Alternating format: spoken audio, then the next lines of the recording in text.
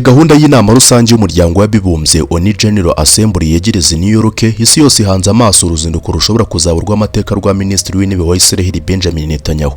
Uruzinduko rwa diplomasi rusanzwe n'uruzinduko ruremereye cyane ruhuriramo impapuro zo kumuta muri yombi zatanzwe n'urukiko mpuzamahanga mpanabyaha ICC, ubusugire bwa Leta Zunze Ubumwe za Amerika n'umubano ukomeje kuzamo agatotsi hagati ya Washington na Tel Aviv.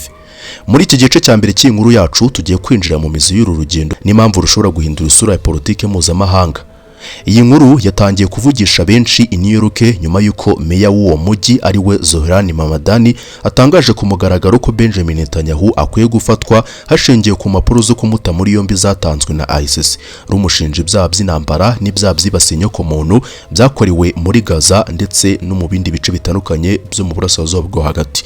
Ibi rero byatangajwe na meya w'umujyi wa New York ari we Zohran Mamdani. Mu by'ukuri ibi ngibi ntabwo bitangaje ku bw'impanuka cyangwa se ukwivugira gusa, ahubwo ni umuburo Leta Zunze Ubumwe za Amerika muri rusange zatanze, ariko ibi ngibi babivuga babinyushije kuri meya w'umujyi wa New York ari nawo Benjamin Netanyahu azagiriramo uruzinduko. Ibi ngibi rero byateye ubwoba Benjamin Netanyahu ku rwego rwo hejuru, kuko nawe yagaragaje reaction ku bigendanye n'ibyatangajwe na meya w'umujyi wa New York ko rwose Benjamin Netanyahu akwiye gutabwa muri yombi igihe azaba akandagije ikirenge cyo ku butaka bwa Leta Zunze Ubumwe za Amerika i New York. Ariko igitangaje kurenza ibyo byose nuko Benjamin Netanyahu agaragaza ko atazigira asubika uruzinduko rwe, kandi ko nta muntu n'umwe uzamukozaho imitwe y'intoki. Nyuma y'ayo magambo rero ya meya w'umujyi wa New York ari we Mamdani, nanone Mamdani yaje kwisobanura avuga ko nk'umuyobozi w'umujyi wa New York adafite ububasha bwo gufata umuyobozi w'ikindi gihugu. Icyakora yasabye guverinoma ya Leta Zunze Ubumwe za Amerika kubahiriza uwo mwanzuro wa ICC. Gusa ariko nanone ibi ngibi ntabwo bikuraho amakuru yemeza ko Leta Zunze Ubumwe za Amerika arizo ubwazo zifite iki gitekerezo cyo gufata Benjamin Netanyahu, ariko mu rwego n'ubundi rwo koroshya ikibazo ndetse no gutanga umuburo babinyujije kuri meya w'umujyi wa New York ari we Mamdani. Ku ruhande rwa Netanyahu nta kimenyetso mu by'ukuri yigeze agaragaza cyo gusubira inyuma, ahubwo we akomeje kugaragaza ibikomeye cyane, avuga ko rwose azaza ndetse agakomeza kuvuga adategwa agira ati ntabwo nshidikanya kandi nzagenda. Yongeyeho ko Israel ifite ingabo zidasanzwe ziteguye gutabara igihe cyose hagira uwagerageza kumukoraho nubwo yaba ari ku butaka bw'ikindi gihugu. Aya magambo rero yakomeje guteza impaka zikomeye. Hari abayafashe nk'ubutumwa bwo kwerekana icyizere n'imbaraga za Israel, mu gihe abandi bayabonye nk'uburyo bwo kwerekana ko Netanyahu adateze guha agaciro igitutu cy'amategeko mpuzamahanga. Icyakora ikigaragara ni uko uru ruzinduko rutakiri urwa diplomasi gusa, rwahindutse ahubwo ikibazo gikurikiranywe n'isi yose, aho buri ruhande rurimo kureba uko ruzitwara n'icyo ruzakuramo. Ese koko Netanyahu azagira i New York nta nkomyi? Ese impapuro za ICC zizagira icyo zihindura, cyangwa uruzinduko ruzaba ikimenyetso cy'uko politiki mpuzamahanga irusha imbaraga amategeko mpuzamahanga? Munyemerere rwose twinjiye muri iyi nkuru mu buryo burambuye, hari nako mbaha ikaze cyane hano kuri Kivuland News. Uramenyeramo byinshi bitandukanye ku bigendanye n'ingingo yo guta muri yombi cyangwa se gufata Benjamin Netanyahu, buri rwose ukomeje kugaragaza ko nawe uzigira amukozaho n'imitwe y'intoki bitewe n'ubushobozi bw'ingabo ze. Ikindi kandi Leta Zunze Ubumwe za Amerika nta yandi mahitamo zifite ni ugufata Benjamin Netanyahu mu rwego rwose rwo kwigabanyiriza igitutu ikomeje gushyirwaho n'amahanga, aho basaba ko rwose bakwiye guhagarika ibikorwa byabo ndetse Benjamin Netanyahu akaryozwa ibyo yakoze. Ndabibutsa ko Benjamin Netanyahu kuri ubu ngubu atakivuga rumwe na Leta Zunze Ubumwe za Amerika. Ibi byose byagiye bigaragarira mu byemezo Amerika yagiye ifata ku ntambara yagiye itangiza, cyane cyane ku ntambara ya Irani, aho Amerika yafashe icyemezo cyo gukemura aya makimbirane ibinyujije mu biganiro, ariko Israel yo yemeza ko icyo ngicyo cyaba atari icyemezo cyiza, ko intambara ikwiye gukomeza.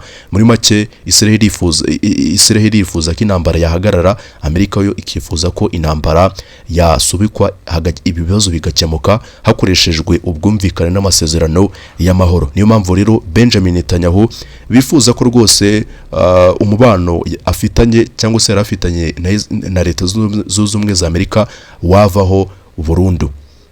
ikaze cyane, reka aya makuru tuyinjiremo.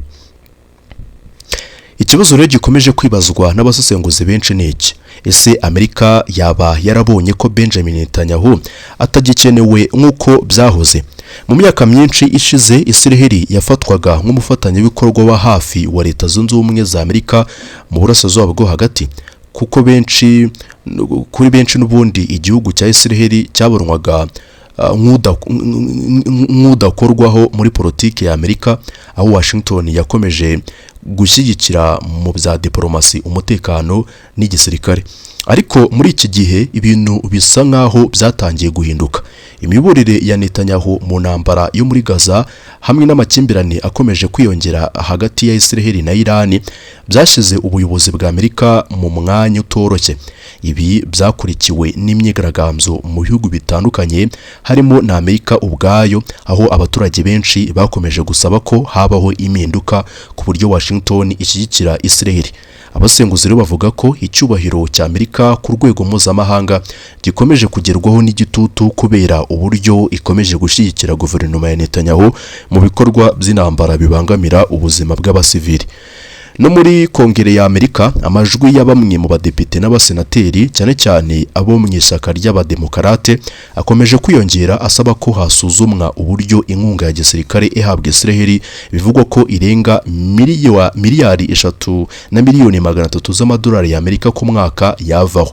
Nubwo Perezida Donald Trump rero yakiriye Netanyahu i Washington muri Nyakanga 2026, akamwizeza ko Amerika izakomeza kumurinda, yewe akibutsa ko igihugu cye kitari mu bihugu byashyize umukono ku masezerano ya ICC. Hari abavuga ko rwose inyuma y'iyo myitwarire ya diplomasi hashobora kuba hari ibibazo bitagaragara. Muri make, nubwo Amerika itabarizwa mu bihugu byasinye amasezerano ya ICC, ariko hari andi masezerano yishe inyuma avuga ko abahigwa na ICC ku rwego ruhambaye cyane babangamiye sosiyete mu gihe baba bari ku butaka bwa Leta Zunze Ubumwe za Amerika, hakubahirizwa ayo masezerano yasinywe mu gikari, ubundi ushakishwa agafatwa. Niyo mpamvu rero nubwo amasezerano ya ICC Amerika itayarimo, bitavuze ko impapuro zashyiriweho Benjamin Netanyahu zishyizweho na ICC zo kumuta muri yombi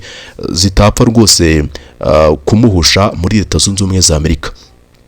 Rero hari nanone amakuru avuga ko Amerika rwose ishobora kuba itangiye kubona Netanyahu nk'umuyobozi ushobora kuyiteza igitutu kurushaho, cyane cyane mu bijyanye n'uburenganzira bwa muntu n'umubano wayo n'ibindi bihugu. Icyakora ibyo bikomeje kuba isesengura ry'abahanga batandukanye, kuko n'ubundi ubuyobozi bwa Amerika butaratangaza ku mugaragaro ko rwose bwahinduye ku mugaragaro uburyo bubona Netanyahu cyangwa umubano wabwo na Israel. Ariko bamwe mu bayobozi ba Leta Zunze Ubumwe za Amerika baba hafi cyane ya Perezida Donald Trump bo ubwabo bagaragaza ko Netanyahu amaze kuba umutwaro kuri Leta Zunze Ubumwe za Amerika. Rero hari abibaza niba Amerika izakomeza kumuhagararaho nk'uko yabigenje mu bihe byashize, cyangwa niba uru ruzinduko ruzarushaho n'ubundi kugaragaza impinduka mu mubano w'impande zombi. Ikindi kibazo gikomeje kwibazwa ni iki: ese niba Netanyahu ubundi ageze New York, amategeko mpuzamahanga azagira uruhe ruhare mu kumufata? Ese impapuro zo kumuta muri yombi zatanzwe na ICC zishobora kugira ingaruka zifatika, cyangwa byose bizasigara mu rwego rwa diplomasi n'imaka muri politike birangiriraho? Mu by'ukuri, niba Benjamin Netanyahu yaratekerezaga ko ikibazo cye gikomeye kiri New York, giherereye New York gusa nta handi kiri, ibiri kubera imbere muri Israel mu by'ukuri birerekana ko n'imbere mu gihugu cye ibintu bitamworoheye. Muri make, aho yaba ari hose ashobora guhura n'ibibazo bidasanzwe kurusha ibyo yahura nabyo i New York muri Leta Zunze Ubumwe za Amerika. Kuri Netanyahu, uruzinduko i New York ntirureba gusa diplomasi cyangwa kwitabira inama rusange y'umuryango w'abibumbye, n'urugendo benshi babona nk'ikizamini gikomeye cya politike ye mu gihe akomeje guhura n'igitutu gikomeye imbere mu gihugu. Muri Israel, uburakari bw'igice cy'abaturage bukomeje kwiyongera. Imiryango y'abafashwe bugwate, abatavuga rumwe n'ubutegetsi ndetse n'abatavuga rumwe n'imiyoborere ye bakomeje kumushinja gushyira imbere inyungu ze za politike inyungu za politike nizo bafatanyije gutegeka. n'iz'inshuti ze cyangwa se abo bakorana bafatanyije gutegeka, aho gushyira imbere gushaka umuti urambye w'intambara n'ikibazo cy'abafashwe bugwate. Ni mu gihe kandi bamwe mu basesenguzi ba politike n'abahoze mu nzego z'umutekano nabo bakomeje kwibaza niba guverinoma ya Netanyahu izakomeza kwihanganira iki gitutu gikomeje kwiyongera umunsi ku wundi. Ariko kandi nanone hari ikindi cyakuruye impaka. Nyuma y'amagambo yavuzwe na Israel ifite ingabo zidasanzwe ziteguye, nyuma y'amagambo avuzwe na Netanyahu ko rwose Israel ifite ingabo zidasanzwe ziri ku rwego rwa special forces ziteguye gutabara igihe cyose hagira uwagerageza gufata Netanyahu. Bamwe batangiye kwibaza uko ibintu byagenda mu gihe ikibazo nk'icyo cyabayeho cyangwa se ibyo ngibyo byaba bibaye mu gihe Netanyahu ari mu ruzinduko rwe i New York. Hari amakuru avuga ko mu by'ukuri igikorwa icyo ari cyo cyose cya gisirikare cyakorewe ku butaka bw'ikindi gihugu cyane cyane nka Amerika cyagira ingaruka zikomeye cyane ku mubano wa diplomasi no ku mutekano mpuzamahanga. Abandi nabo bavuga ko ibyo bishobora kuba byarumvikanywe nk'uburyo bwo kwerekana ubushake bwa Israel bwo kurinda abayobozi bayo aho kuba umugambi wemejwe wo gukoresha imbaraga za gisirikare. Icyakora kugeza ubu Leta Zunze Ubumwe za Amerika zo zigaragaza ko zikiri gusuzuma icyemezo cyo kuba zata muri yombi Benjamin Netanyahu mu gihe yaba ageze n'ubundi ku butaka bwa Leta Zunze Ubumwe za Amerika bitewe n'ibyo ashinjwa. Urugendo rero rwa Benjamin Netanyahu i New York mu by'ukuri impaka zabaye nyinshi cyane kuri uru ruzinduko. Kuri bamwe rwose ni uruzinduko rusanzwe rwa diplomasi rugamije kwitabira inama rusange y'umuryango w'abibumbye, ariko ku bandi ni urugendo ruje mu gihe gikomeye cyane aho ejo hazaza ha politike ye hakomeje kwibazwa mu buryo butandukanye. Abasenguzi bavuga ko Netanyahu ashobora kuba rwose ashaka gukoresha uruzinduko kugira ngo yerekane ko afite ijambo rikomeye ku rwego mpuzamahanga nubwo ahura n'igitutu cy'amahanga ndetse n'ibibazo bya politike biri imbere mu gihugu cye. Kuri we kuba yakwitabira iyi nama bishobora kuba uburyo bwo kwerekana abamushyigikiye ko rwose adatewe ubwoba n'imyanzuro y'amahanga kandi ko Israel ikomeje guhagarara ku mwanzuro wayo. Ariko ku rundi hari ababona uru rugendo nk'ikibazo gikomeye gishobora kongera kumushyira ku gitutu ndetse no gushyira ubuzima bwe mu kaga, kuko Amerika nawe itinya na perezida wa Venezuela baramufashe. Rero Netanyahu mu by'ukuri we kuri Amerika ni ikintu cyoroshye cyane, kuko Netanyahu ari guteza ibibazo kurusha gukemura ibibazo Leta Zunze Ubumwe za Amerika ifite, kandi ari ku kazi n'ubundi yari yarahawe nizo nshingano mu by'ukuri yari afite. Rero impaka ku byemezo bya ICC mu by'ukuri zikomeje kuba nyinshi. Bamwe bibaza bati se ICC bizagenda gute ko itakwifashisha ingabo zihariye mu bigendanye no gufata Benjamin Netanyahu, izakoresha ayahe mayiri? Ni mpamvu rero ibiganiro hagati ya Leta Zunze Ubumwe za Amerika n'abahagarariye ICC byatangiye. Rero umunsi nyirizina iyi nama izatangiriraho byashoboka ko ibi biganiro bizaba byarageze ku ntego zayo.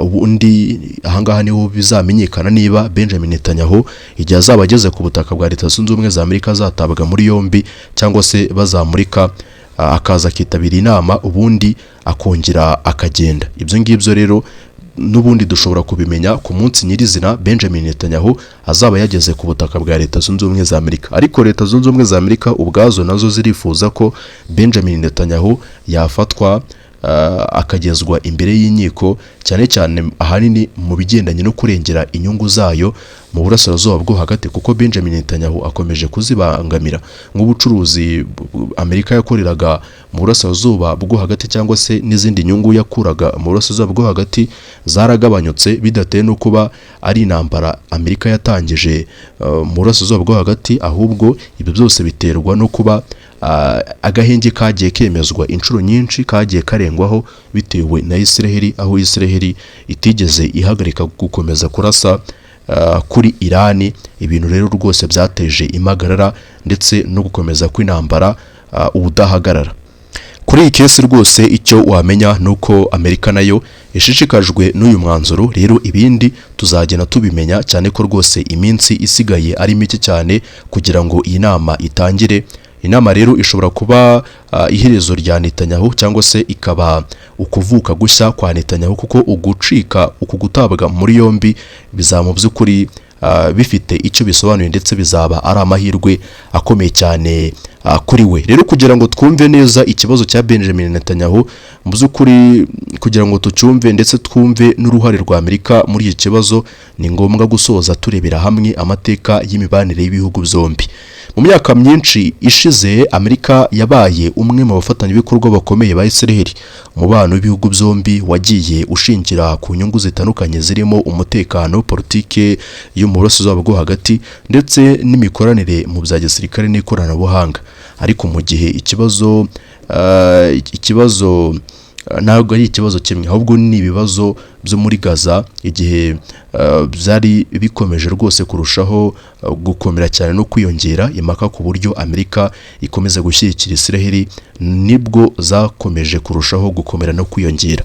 Abanenga guverinoma ya Amerika bavuga ko rwose gukomeza gushyigikira Israel bishobora kugira ingaruka ku isura yayo ku rwego mpuzamahanga, cyane cyane mu gihe isi ikomeje kwibaza ku buryo intambara n'ibibazo by'uburenganzira bwa muntu byakemurwa, ndetse Amerika ndabibutsa ko ari umuhuza mu bibazo byinshi byugarije Afurika.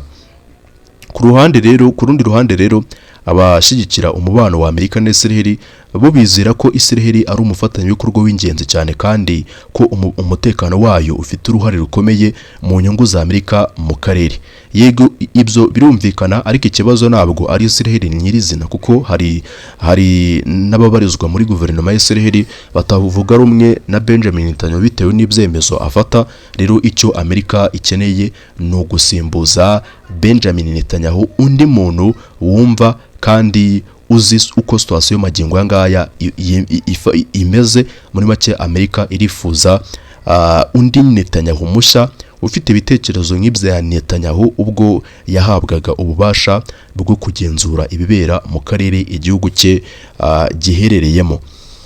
Rero icyo wamenya magingo aya nuko umubano wa Israel na Leta Zunze Ubumwe za Amerika utagiye gusenyuka cyangwa se wasenyutse, ahubwo igihari ikibazo nyamukuru ni ikigendanye n'ibyemezo Benjamin Netanyahu akomeje gufata bibangamira inyungu za Leta Zunze Ubumwe za Amerika mu burasirazuba bwo hagati. Ngaye nguko rero ibindi reka tubihange amaso igihe Benjamin Netanyahu azaba ageze muri Leta Zunze Ubumwe za Amerika.